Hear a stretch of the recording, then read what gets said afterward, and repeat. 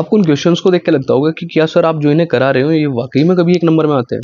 देखो भाई, एक नंबर में आए या ना आए, बट ये आपका बेस तैयार कर रहे हैं, ये बात पक्की है। कैसे, ध्यान से देखिएगा। जो इसने y की बात यहाँ गई, अब ध्यान से समझना, y equals to sine inverse under root 1 plus x plus under root 1 minus x. तो यहाँ एक चीज समझ लेना भाई, इन क्वेश्चंस को आप पहली बात तो बिना सब्स्टिट्यूट करे नहीं कर पाओगे, और सब्स्टिट्यूट क्या करना है ये भी मैटर करता है। तो अगर आप यहाँ डायरेक्टली x को cos 2 थीटा लिख दो, हमने क्यों लिखा ध्यान से समझना भाई। आपके अगर याद हो तो 1 प्लस cos 2 थीटा और 1 माइनस cos 2 थीटा दोनों ही आइडेंटिटी फॉर्म करते हैं। और किस टाइप की आइडेंटिटी फॉर्म करते हैं मैं डायरेक्ट आपके लिए लिखता हूँ।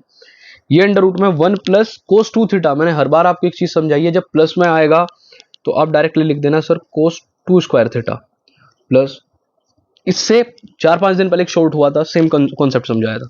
और अगर माइनस में 1 माइनस आ रहा है तो आप इसे लिख दोगे 2 साइन स्क्वायर थीटा। भाई इस क्वेश्चन को जिसने ध्यान से समझ लिया ना, यकीन मानना इस टाइप का बोर्ड में एक बार 5 नंबर का क्वेश्चन आया था, बड़ा गजब क्वेश्चन था। चलिएगा, तो y इक्वल्स टू, आप कहेंगे कि सर यहां से सब चीज करके मेरे पास बचेगा √2 cos theta upon 2 plus √2 sine theta upon 2। अब आप मुझे एक बात बताओ, आप इसे 1/√2 cos theta plus 1/√2 sine theta लिख सकते हो क्या? और आपको एक गजब का कॉन्सेप्ट समझाने वाला होगा।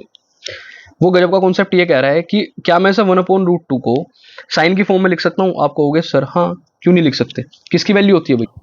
आप कहोगे sir sine π/4 cos theta plus यहां से आप लिख सकते हैं साइन थीटा इंटू cos π/4, उसकी भी तो सेम होती है। और इनवर्स चल रहा है भाई साथ में, साइन इनवर्स, ध्यान रखना इस चीज का।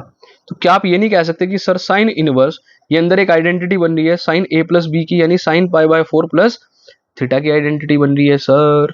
चेंजेस करोगे साइन से साइन शहीद π/4 प्लस थीटा, और y की वैल्यू आएगी π/4 प्लस, अब थीटा की जगह आप देखना भाई क्या होगा आपका, आप जब इसे उधर लेके जाएंगे तो it will become cos inverse x, और नीचे जाएगा 2, तो 1/2 कोस इनवर्स एक्स। अब बस dy/dx की बेला है, तो 5/4 0 हो जाएगा, 1/2 रहेगा, और इसका होता है माइनस का 1/√1 minus x square.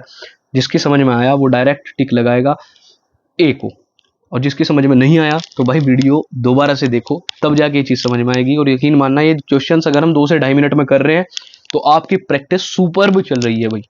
Next question करके दिखा दो भाई, इसका आंसर दे दो आप कमेंट सेक्शन में। मिलते हैं नेक्स्ट वीडियो में, तब तक के लिए थैंक यू सो मच।